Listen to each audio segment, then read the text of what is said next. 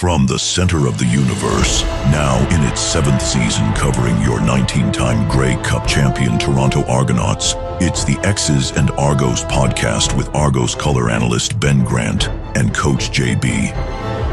Welcome to the X's and Argos postgame reaction podcast brought to you by Something in the Water Brewing. Ben Grant joined as always by JB as the Argos drop yet another heartbreaker to now fall to 0-6 in games decided in the last minutes. And this one hurts just as much as last week's, just as much as the weeks before, just as much as 2 weeks prior to that. It is just heartbreak after heartbreak. And what you need, Argos fans, before we get into our recap and summary, you need a beer from Something in the Water Brewing. They have the selection that you need for all occasions, including this one right now where you don't feel so great. And with Something in the Water Brewing, you can find all of their award-winning beers just steps from BMO Field, steps from Lamport Stadium, and every single one of them is more than worth your while. So next time you're out to Argos practice at Lamport, next time you're out to BMO Field for a game, make sure you check Something in the Water Brewing for all their great stuff. And don't forget, they've got Ghost Taco coming soon, and you can enjoy some delicious food while you're there as well. So make sure you check out Something in the Water Brewing. JB, before we get into our recap, I just want to remind our listeners of a few things because I think you need a feel-good moment right now because you don't feel good. You were listening to this. You probably had to drag yourself to this podcast. I'm not sure you even wanted to hear us talk about how the Argos went through yet another loss. So before we get into it, let me remind you, Argos fans, of something. I want you to think back. Do you remember what you were doing on November 17th of last year? Because I can tell you, you were celebrating a Toronto Argonauts Grey Cup victory. And do you remember what you were doing on November 20th of 2022? That's right, you were celebrating a Toronto Argonauts Grey Cup victory. Do you remember what you were doing on November 26th of 2017? You were celebrating a Toronto Argonauts Grey Cup victory. And on November 25th of 2012, you were celebrating a Toronto Argonauts Grey Cup victory. And that's also what you were doing on November 21st of 2004, celebrating another Grey Cup victory. And the Hamilton Tiger Cats have not had one in all of those years since 1999. So if there's anything that you can take some solace in after a loss like this today, it is that you have had a chance to celebrate multiple Grey Cups in the last 25 years, and the rivals down the QEWs have not.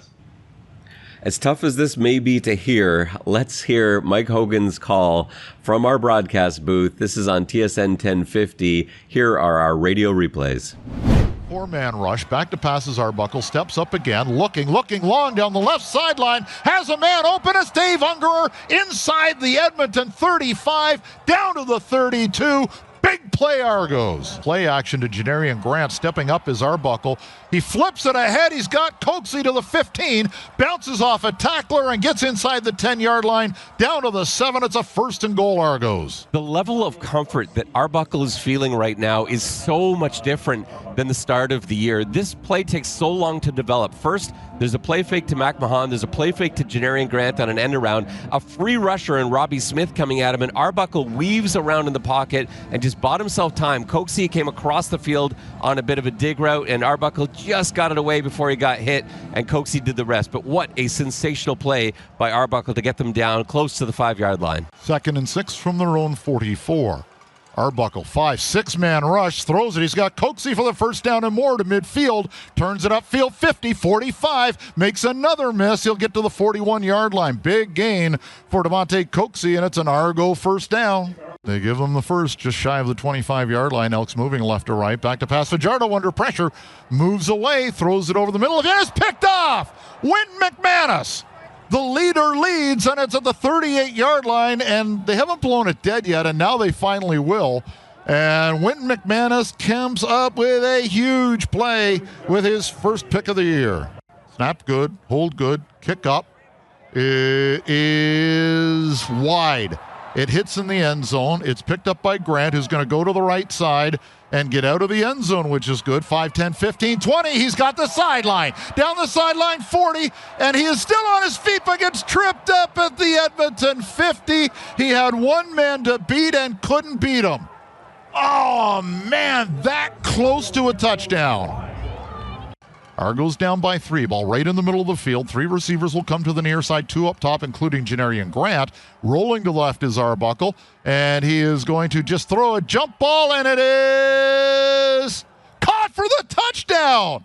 Herzlow took it away from the defender and somehow makes the catch, and the Argos score their first touchdown. How did he do that? I love that Arbuckle trusted his receiver to make a play. In the first quarter, we talked about him throwing a ball to Coxie that was just a little too far out of bounds, and I said, give your receiver a chance.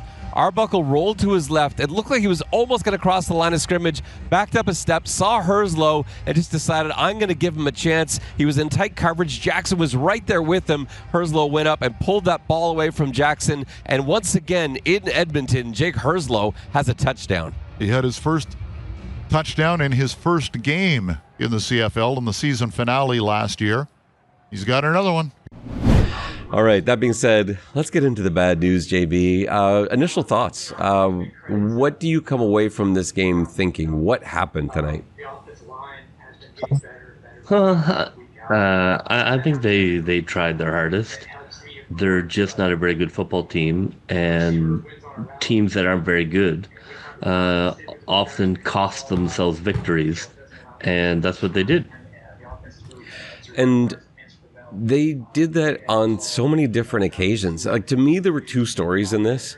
One that I don't like talking about, and I'm only bringing it up today because I thought it was overwhelming, and that was the officiating. I really thought the officiating was poor, but not just poor, very poorly timed for the Argos. And I did think there were some missed calls on the other side too. I thought John Boss got away with what looked like a really obvious holding call to me, but it was when the missed calls for the Toronto Argonauts happened that I just thought were inexcusable. And I want to go through a couple of those. Now, I don't want to say that that's why the Argos lost. It was a reason, though. There's no doubt in my mind that was a reason. But the Argos had a chance to win themselves. They also found multiple opportunities, like you said, to shoot themselves in the foot.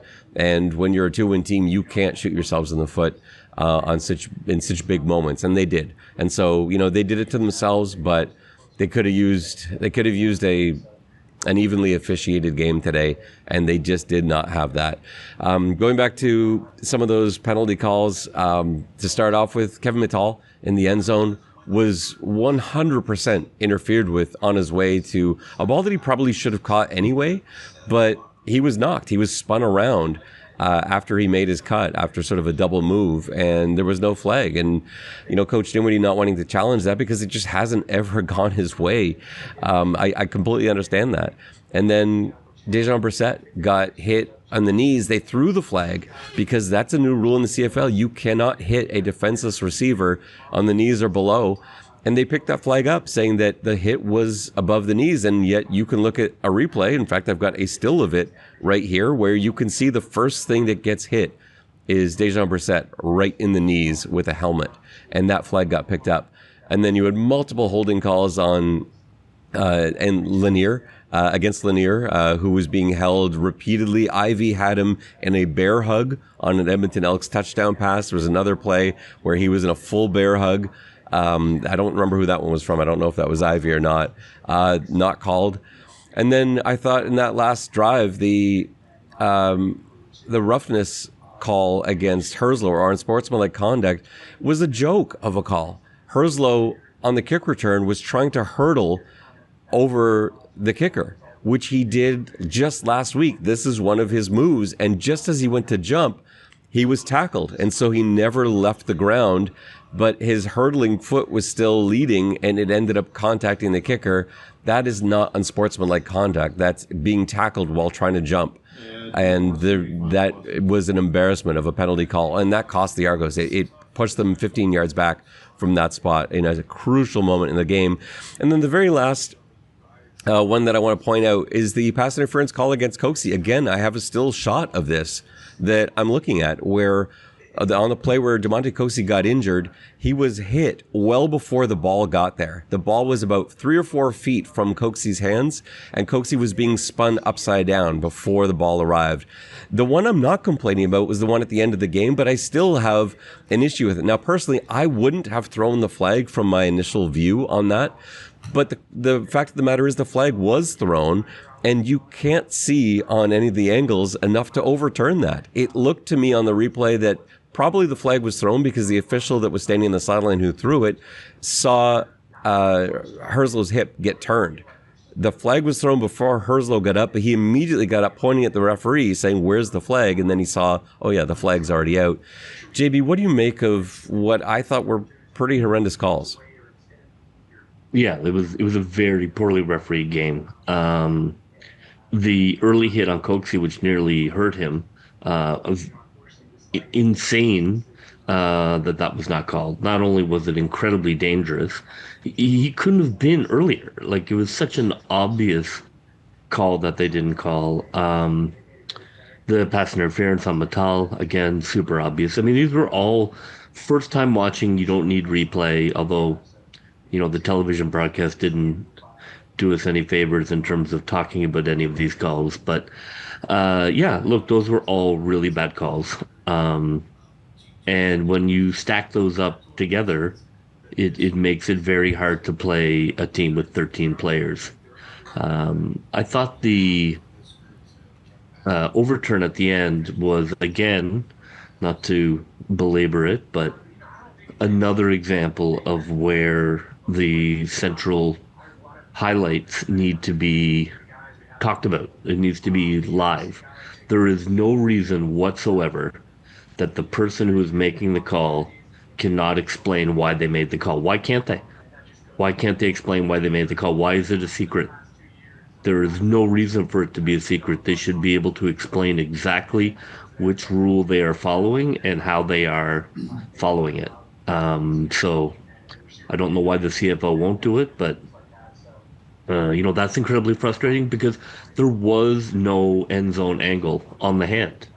I agree. It was not blatant pass interference. However, they did call it on the field, and the only way you could overturn it is if you could see the left hand and whether it pulled or not, and they didn't have a replay that they showed on the broadcast to show the left hand. So therefore, if you can't see the hand, you can't overturn it. And, Toronto's been hosed enough by central officiating. What can I say? That was pretty brutal. And then the other side of it is that the Toronto Argonauts also did it to themselves. And I want to go through some of those moments. So first of all, on the very first drive, Arbuckle had a touchdown to Ungerer, and he hit the crossbar. And that's just one of those things where you never see it happen as much as you probably should see it happen more. It's amazing we don't see it happen more. But Arbuckle had Ungerer open across the back of the end zone. You could see from the replay that the ball's on the money. It is traveling directly to Ungerer. It's going to be a touchdown pass, but it ends up hitting the crossbar. And it's just, one of those things. And the next one that I jotted down was Janarion Grant. Last play of the first half, he had it, and it was just inches away. He took that missed field goal. I could almost taste like we saw. Almost like we saw last night with Khalil Pimpleton was running down the sideline, and the third string quarterback who was serving as the holder tonight with the injury to Cody Grace was just able to get a finger on Janarion's heel, and it didn't bring him down initially. It caused him to stumble, and then eventually he was unable to keep his feet, and that could easily have been a touchdown. Kevin Mital dropped the ball in the end zone. There was pass interference, I thought, before that, but it still was a ball that he should probably have caught. It was probably thrown off by the fact that he'd just been spun around by a defender. A huge play, and maybe the biggest play of the game, Nick Arbuckle fumbling the football when the Argos were up a point and driving inside the red zone. That could have been a situation where, if that's not a fumble, the Argos end up going up 8 points late in the football game. Instead, It goes the other way, and Fajardo takes it in for a touchdown, going the other direction. And then the offside on the missed field goal, that was huge. Anthony Lanier just jumping a split second early, trying to get that block. The field goal gets missed, but they get another chance at it because of the offside, and that one goes through. And then Haggerty has a high snap from Guillemette, which never happens. First of all, like Adam Guillemette, to my mind, is the best long snapper in the CFL. He's really good. You never see him sky a ball like that. Haggerty had to jump high to get it, and he had time. There wasn't a rush on there. He had time to punt it away, but he clearly didn't think he did. He rolled to his left and tried to make something out of nothing and couldn't get it done. Those were all moments that didn't involve officiating, where the Argos shot themselves in the foot. And so you've got 5 or 6 questionable calls that weren't made or were made, and you've got 6 moments that the Argos wish they could have had back that could have resulted in points. All of those things combine for a pretty tough Argos loss, 28-20 to the Edmonton Elks. Yeah, these are all, plays you have to have, and plays that winning teams, what defines a winning team is in the crunch that they make the play. They don't have the fumble when you're about to put, in my opinion, probably the game on ice. Edmonton would have just rolled over. If you score a touchdown there, the game's over. And, it wasn't solely Arbuckle's fault. Everything broke down, but you can't have it. You just, like other games this season, you cannot fumble the ball. You just can't fumble the ball. It has to be all you're thinking in the pocket. No matter what happens, I cannot fumble this ball. That was a killer. And, Haggerty knows, I don't know, as a veteran punter, he knows even if the snap is high, you have to try and punt it. Maybe you get a roughing the punter call. Maybe you get it off. Regardless, you have to punt the ball. You always punt the ball. He knows that. That's the rule. It's the rule. It's like if you were fast and good, you wouldn't be the punter. Your job is to punt the ball, period. No matter what happens, you have to try and get the punt off. That's, you saw Coach on the sideline. Like, it was an inexcusable error. Didn't cost them the game, but that's the kind of stuff that can really bury a team. And Rankin. We talked about him in the pregame. They just didn't. I don't know what the hell got into him. He suddenly turned into Gizmo. He was much faster than he looked on film from last week. But there wasn't the defensive focus on him that I would have liked to have seen, because, the statistics played it out. Like, Rankin was essentially their primary weapon. And I didn't feel they did a very good job of addressing him. He was their only weapon tonight, and he has been all season. That's what I mean. It's not really a surprise. Now, he ran more than he usually does, but he is their primary receiver, and I thought they, I would have liked to have seen a little more attention to him as a receiver. What I thought was frustrating with Rankin was that they had him bottled up on all of his big runs except one. There was only one run that was blocked the way it was supposed to be, and he went flying in between Williams and Johnson. It was a huge hole that was created. Aside from that one run, every one of his runs, including the touchdown, was bottled up, and he broke contain. Every single one of those except one. And it's so frustrating. And the problem is they know how dangerous he is. They know how tough he is to bring down. So guys are pinching in. They see him run middle and they come crashing down. But then he's so good at kicking that out to the outside, and he just burned them again and again and again. That was frustrating to watch. What do you think about Coach Dinwiddie not calling a run play after the first quarter? That's the last time he called a run play, was in the first quarter. They came out running the football. I thought in that first quarter, I was like, they've obviously dedicated themselves to the run this week. They, I believe, had 6 runs called in the first quarter. And after that, the only called runs were quarterback sneaks, which I don't really count as called running plays. What do you make of that? Was that, like, maybe that's the correct decision? I don't know. Like, Arbuckle was playing well. He threw for 382 yards. What do you make of that? Well, I mean, we talked about that in the pregame too. It doesn't surprise me. I don't think there's any level of confidence with the run game. McMahon did take a huge hit. Yeah, he came out, right? Like, I don't think he came back in after that, and it was all Spencer Brown. So I mean, I think that's essentially there. You're not going to put much faith in somebody you just signed. I didn't think that was an issue, honestly. I didn't think Edmonton there was not an issue in terms of pass rush, in terms of defending. Toronto was able to move the ball just passing, so I didn't mind them not wasting downs in some attempt to have balance. I thought the pass was working. Stick with the pass. I didn't mind that. There have been times I felt they went away from the run too early, but for tonight, if McMahon is out, I didn't have any issue with it. It didn't. It wasn't what cost them the game. No, I agree. And like you said, like with Spencer Brown only having a few practices in there, you don't know how many reps he's gotten, how many handoffs he's taken, how familiar he is with the footwork.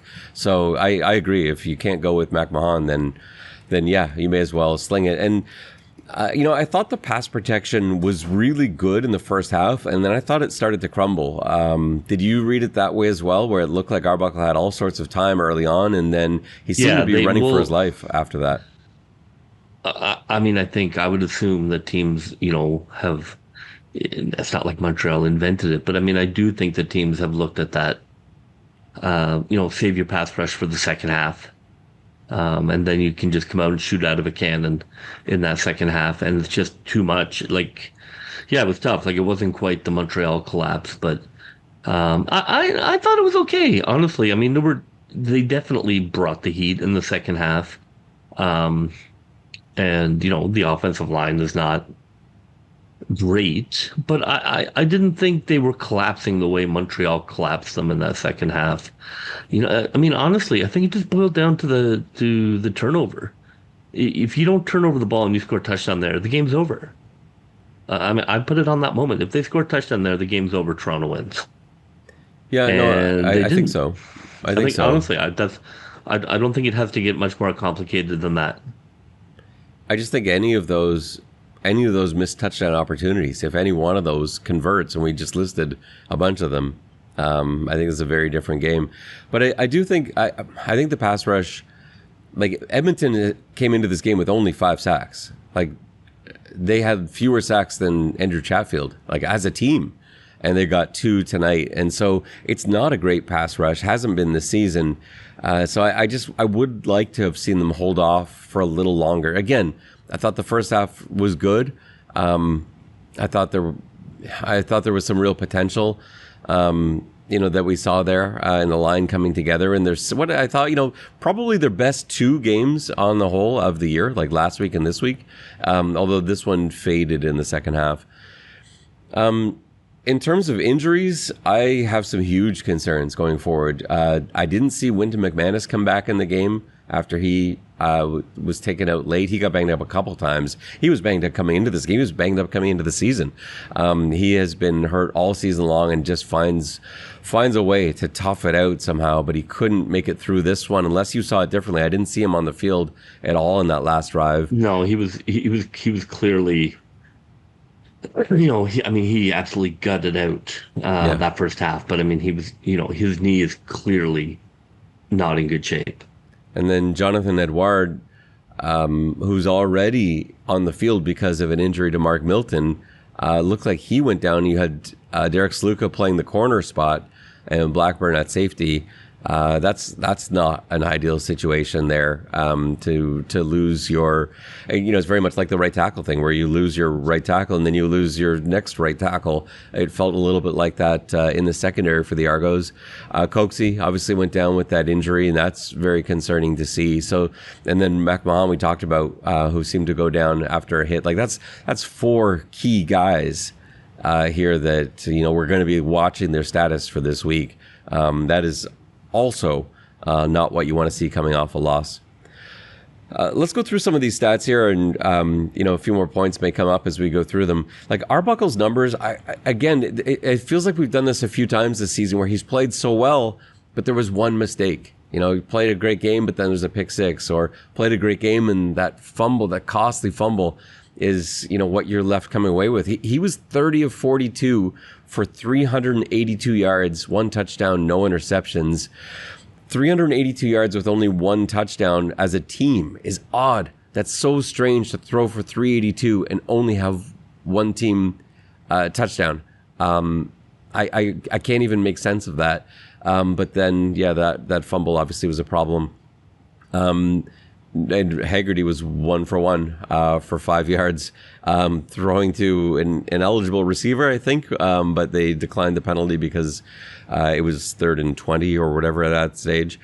Rushing the ball, Arbuckle came into this game as Toronto's leading rusher, and he exits the game as Toronto's leading rusher. McMahon briefly took that title from him in the first quarter, but Arbuckle with 7 carries for 11 yards is once again Toronto's leading rusher, which just, goes to, it just brings up a whole different problem.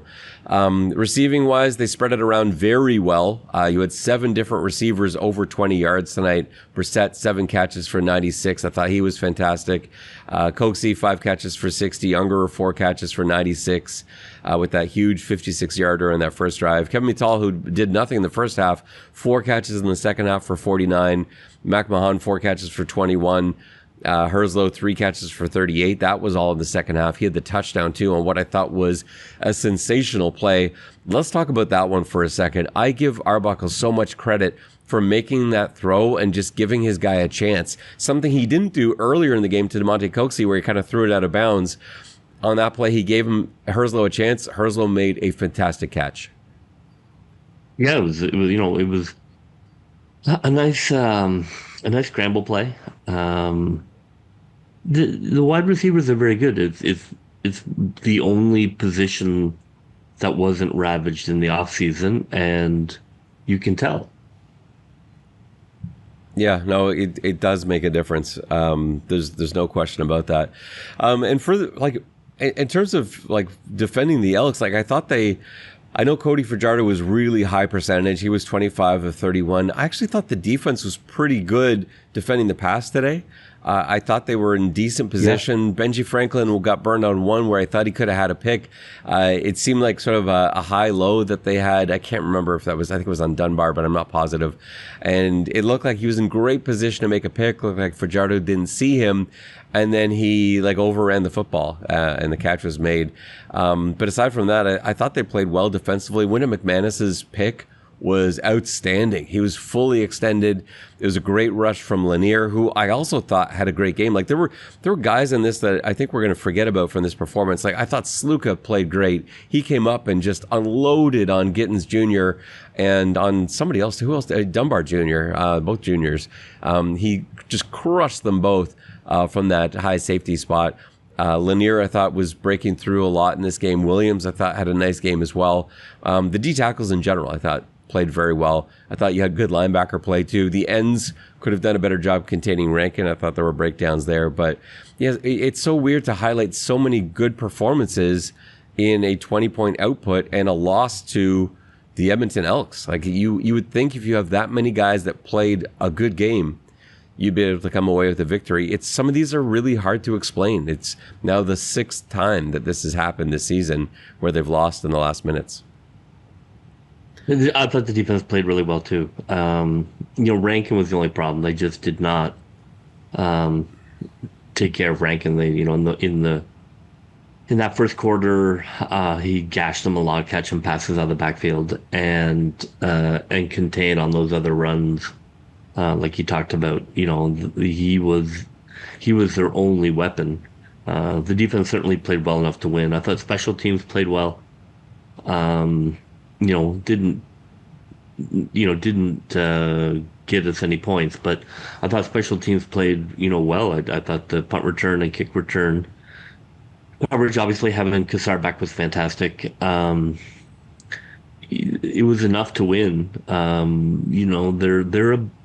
They're statistically they're not much better than Edmonton, so it's not surprising that it was close, but you just can't have those mistakes at the end of a game, and that happens. It happens with teams that just are not very good. That's why those teams lose. It's not because they don't have great athletes, and everybody in the league is a great athlete. It's just some teams, can play the back nine, and some teams can't.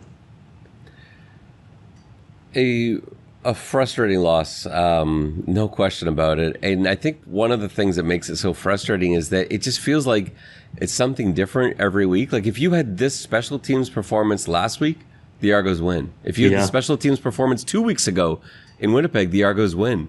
If you have, last week's offensive performance this week, like they just can't seem to string it together. And, the offense all year long has been amazing in the red zone. Amazing. Arbuckle has been by far the best quarterback in the league in the red zone coming into this game. He was converting on almost every opportunity. His touchdown interception ratio was infinite. It was like 8-0 or whatever coming into this game. And his completion percentage was like 90 or something. And he came into today and they had to kick 2 field goals under 20 yards in the first half. And then fumbled on another occasion. Like he has been money in the red zone, and had one go off the crossbar, one through Mital's hands, one where he fumbled in the red zone. I might have gone for it on that first drive, on the 3rd and 2.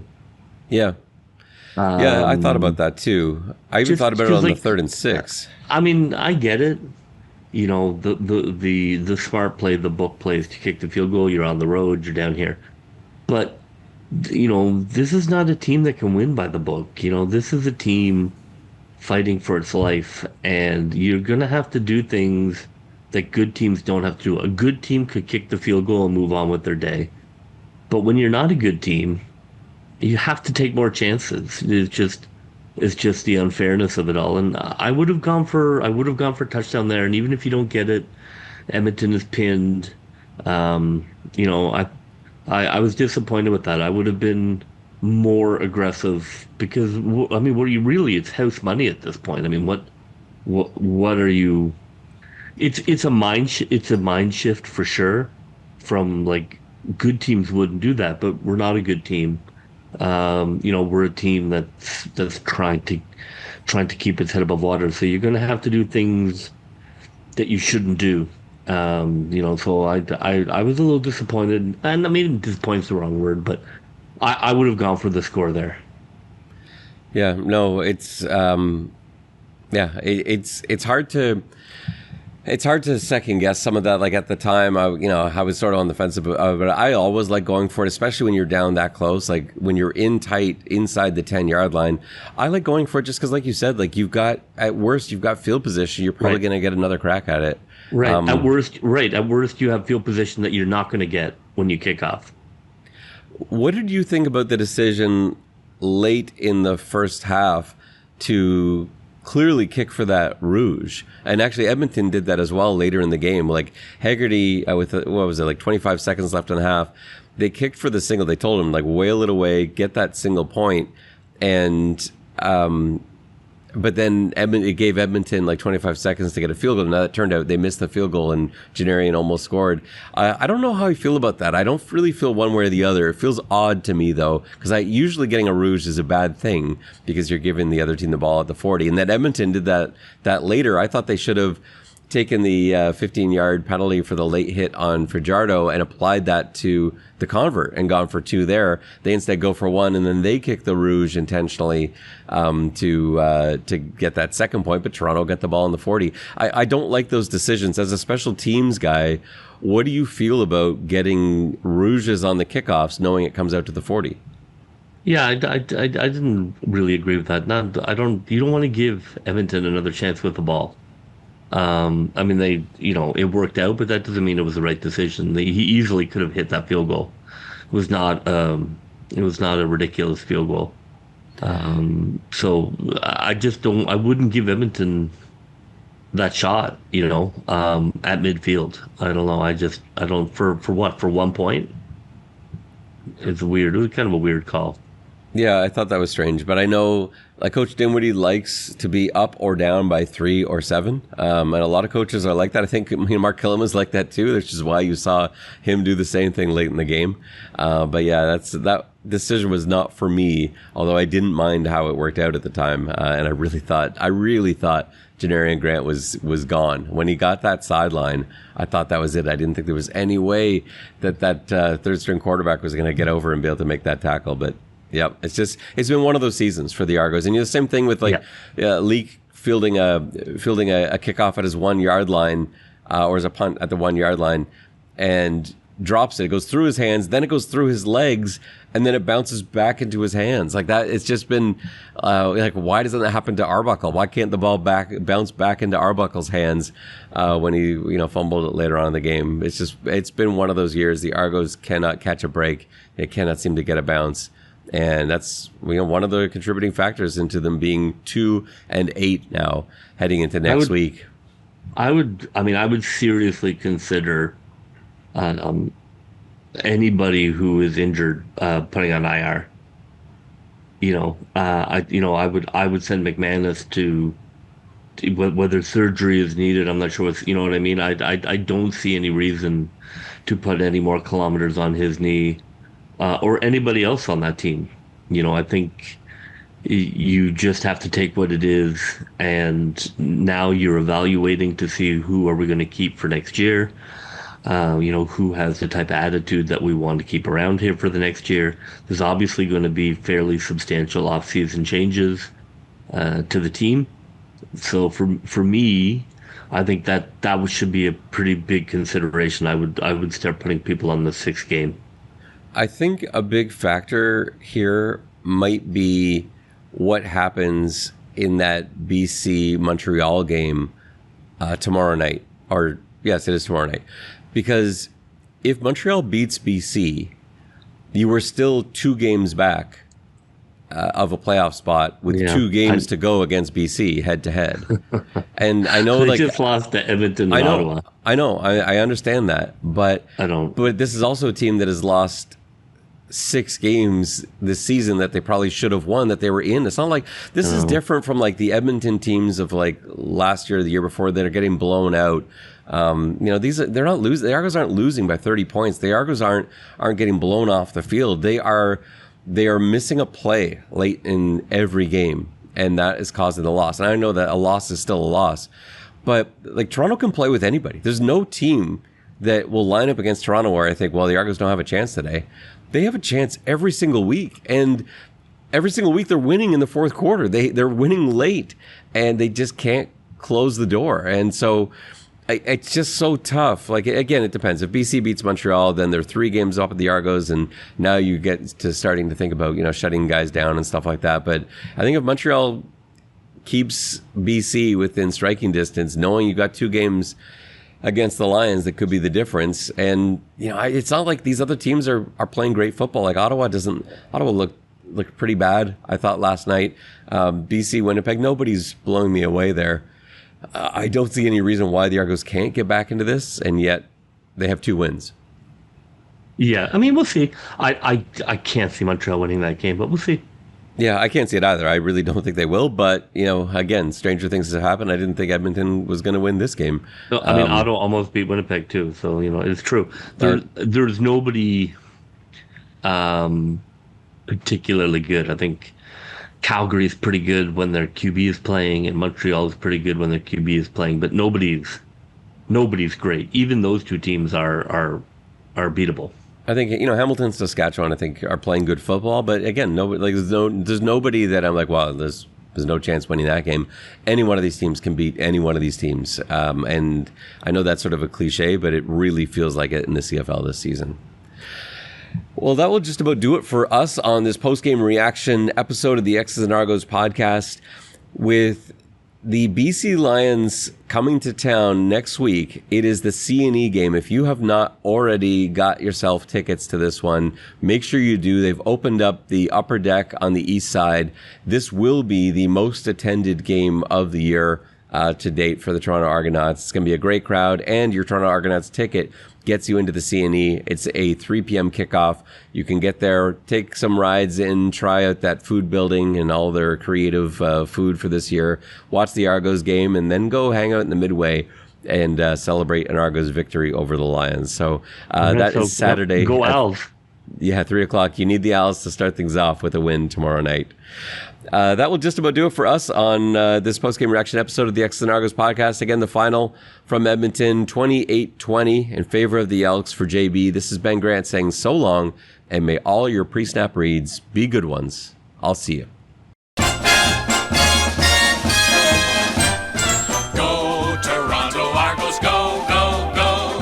Pull together, fight the